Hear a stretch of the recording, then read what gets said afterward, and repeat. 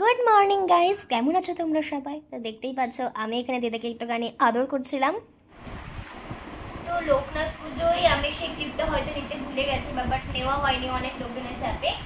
যারা রিলেটিভস আমাদের বাড়িতে, যারা অনেক কাছের মানুষ, তাদেরকে দেওয়া হয়েছিল এই লস্যিগুলো।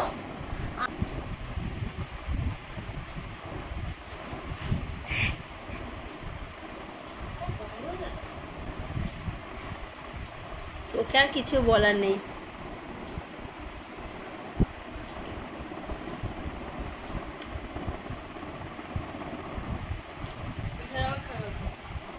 বন্ধ হয়নি, মা খাস না, ফেলে। এতক্ষণ ধরে আপনারা বিশ্বাস করবেন না, এতক্ষণ ধরে মুখ চোখ খিচিয়ে এটাকে কাটছিল, আর এখন যেহেতু আমি ভিডিওটা অন করিনি, দেখুন কত সুন্দর সুশীল মুখ করে এটাকে কাটছে। অ্যাকচুয়ালি এটা এতটা জমে গেছে, এটা আমার দিয়েছে ড্রয়িং স্যার।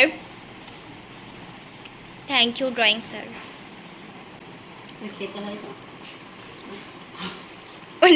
একটা চকলেট বক্স দিয়েছে আমার একটা ফ্রেন্ড অদিতিয়া, আর একটা চকলেট বক্স কে যেন দিয়েছে, মেবি কম্পিউটার স্যার দিয়েছে, আর দুটো সিল্ক দিয়েছে রমেন আঙ্কেল। তো অনেক চকলেট হয়ে গেছে, আমি সেই জন্য তার মধ্যে থেকে একটা চকলেট বক্স থেকে এই জেমসটা বার করেছি, যেটা আমি এখন খাই। এত চকলেট খেয়ে দাঁতে পোকা বেরোবে।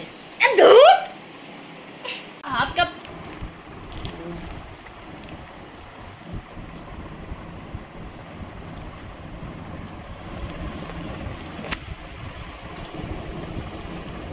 দেখি এটা কার বাবার হাতের লেখা, আমাকে একটু করে বলবা? হ্যাঁ, খুব বোঝা যাচ্ছে।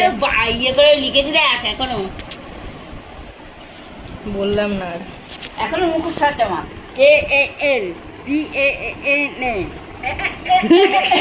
দত্ত ছিল আগে, আগে দত্ত ছিল টাইটেল। DUTTA সাধু, SADHU সাধু। এস মনে হচ্ছে কতদিন ধরে খাই লেখা পাই না। DHU সাধু। আর তোমাদের কি? শিরা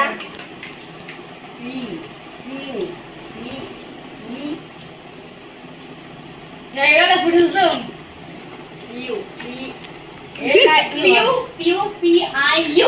পিয়া বানান বলো, পিয়া বানান বলো।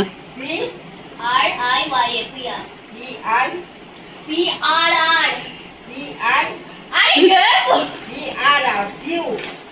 আরে দাঁড়াও PRIYA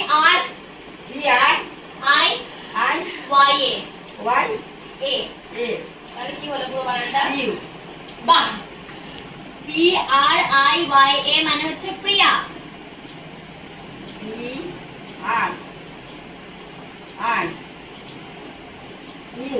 YA মানে হচ্ছে প্রিয়া, আর PIU মানে হচ্ছে পিউ।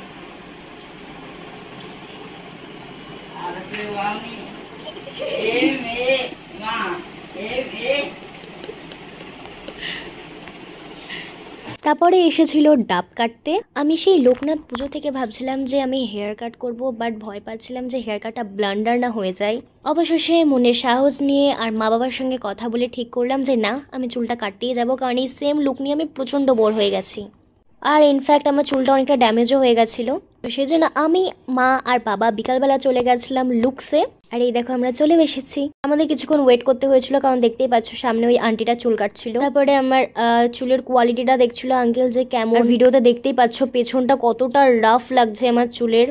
তো তারপরে আমাকে বসতে বললো চেয়ারে, আর এখানে মা আর বাবা মানে ওয়েট করছিল আমার চুলের ট্রান্সফরমেশনের জন্য। অ্যাকচুয়ালি বলতে গেলে যখন আমার চুলটাকে কাটছিল বা চুল নিয়ে নানান এক্সপেরিমেন্ট করছিল, তখন আমার এত ভয় লাগছিল, আর ঠাকুরকে খালি আমি ডাকছিলাম যাতে ব্লান্ডার না হয়ে যায় জিনিসটা। আর আমার মা তো মানে প্রায় অবাক হয়ে গেছিল আর ভয় পাচ্ছিল, কারণ দেখতেই পাচ্ছ কতটা চুল কেটে দিয়েছে। তো আমার মা মানে ভাবছিল যে এই চুলটা কাটা দেখার পরে আমার রিয়াকশনটা কি হবে। আর এইটা হচ্ছে আমার সবচেয়ে ফেভারিট পার্ট, কারণ আমি মানে চুলটা কাটার পরে যখন আমার চুলে এই ব্লো হেয়ার ডাইটা করলো তখন দেখলাম যে মানে আমার চুলে আরো ভলিউম চলে আসলো। ব্লো হেয়ার ডাইটা করার পরে আমার চুলে দিয়েছিল সিরাম, আর আমি যেই সিরাম বাড়িতে ব্যবহার করি মানে স্ট্রিক্সের, সেই সিরামটাই কিন্তু এখানে ব্যবহার করা হয়েছিল। আর এটা দেখার পরে আমি ভীষণ খুশি হয়েছি। আর এই দেখো আমার ফাইনাল লুক, মানে আমার চুল কিরকম ছিল আর এত সুন্দর হয়ে গেল চুলটা কাটার পরে। আমি প্রচন্ড হ্যাপি হয়ে গেছি। তারপরে চলে গেছিলাম আমি ক্যামেলিয়ায়, ওখানে আমার কিছু জিনিস কেনা ছিল আর ওখান থেকে অফার করেছিল আমাকে টফির। আর তারপরে চলে গেছিলাম আমি শু কিনতে, কারণ একটা শু আছে হোয়াইট কালারের বুট, যেটা আমার একদমই পুরো ছোট হয়ে গেছে, সো দ্যাটস ওয়াই আমি একটা নতুন কিনলাম। তো আমাদের জুতো কেনা হয়ে গেছে আর আমি আমার চুলে প্রচণ্ড অবসেসড। এখন আমরা যাচ্ছি ঘুগনি খেতে। আর এই ঘুগনিটা আমার ভীষণ ফেভারিট, মানে রথতলার সামনে যে ঘুগনিটা বসে ভীষণ সুন্দর করে। আর এটা কিন্তু মাটনের চর্বি দিয়ে করে, আমার চর্বি ভাল লাগে না, আমি চর্বিটা বাদ দিয়ে খাই, বাট আদারওয়াইজ ঘুগনি টেস্টটা জাস্ট অসাম। চুল টুল বেঁধে দিয়েছি, বাট এখান থেকে বেরিয়ে যাচ্ছে চুল টুল। খাওয়া কমপ্লিট। দিদা বাড়িতে একা ছিল, তো তারপরে আমি এসে দিদার সঙ্গে মানে মজা করতে শুরু করেছিলাম, দিদাকে আদর করছিলাম। খুব ভালো আমার দিদা। আর আমি ওই যে ওই দোকান থেকে যে জুতোটা কিনেছি সেটা হচ্ছে এইটা, বাট আমার কেমন কেমন একটা ছাপড়ি ছাপড়ি লাগছে। এটা নট ছাপড়ি, ভালো লাগছে, ভালো লাগবে। 500 নিয়েছে। আর প্লিজ ব্যাকগ্রাউন্ডটা সবাই অ্যাভয়েড করো, কারণ সবে লোকনাথ পুজো গেছিলো আমি এই ভিডিওটা যখন করেছি, আর প্রচুর মানে জামা কাপড় হয়েছিল, সেগুলো মা কেচেছিল, তো সেই জন্য রেলিংয়ে মেলে দিয়েছে মা জামা কাপড়গুলো। এটা হচ্ছে তার পরের দিন, যেদিনকে সমস্ত ঠাকুরের বাসনগুলো আবার বাবা বাঙ্কারে তুলে দিচ্ছে, আর এখানে আমি খাচ্ছিলাম ভাত। তারপরে আমার প্রচণ্ড খিদে পেয়ে গেছিলো বলে মা আমাকে ফ্রুট দিয়েছিল, আর ফ্রুটের মধ্যে ছিল শুধুমাত্র ম্যাঙ্গো। বাট আমার ন্যাকামি সব জায়গায় শুরু হয়ে যায়, তাই এখানেও আমার ন্যাকামিটা শুরু হয়ে গেছে। আর আমার মুখের রিয়াকশানটা এই কারণে, কারণ ভীষণ ঠান্ডা ছিল আমটা, প্লাস তার সঙ্গে ভীষণ টক ছিল। সাউন্ড আসতে দিচ্ছি। কেউ হয়েছে বাড়িতে রাইস উইথ মাটন। মাটন আমার অতটা ভাল লাগে না, বাট ঠিক আছে চলে যায় এক একদিন।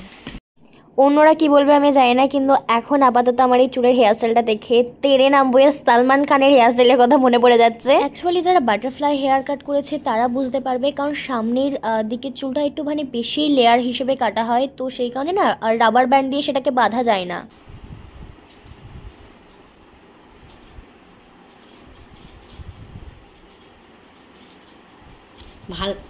ভালো হয়নি সত্যি করে। চিনি দিয়ে এখন গলালে আর একটুখানি চিনি দিলাম, একটুখানি ঘি দিলাম, কিন্তু সুন্দর হয়েছে। সুন্দর চাল দিয়েছি। হ্যাঁ, দই দিয়েছি, আমরা পেশার দিন আস্তে করে গ্যারেজে করেছি।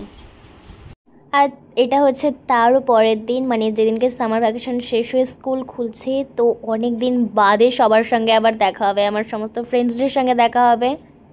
ভীষণ এক্সাইটেড ছিলাম, আবার ভীষণ তাড়াতাড়ির মধ্যেও ছিলাম, কারণ আমার আজকে প্রচণ্ড দেরি হয়ে গেছিলো সেদিনকে মানে স্কুলে যেতে। ব্লগটা আজকে আপাতত এইটুকুনেই, তো দেখা হচ্ছে অন্য একটা নতুন ব্লগে। এখনকার জন্য বাই বাই সবাইকে।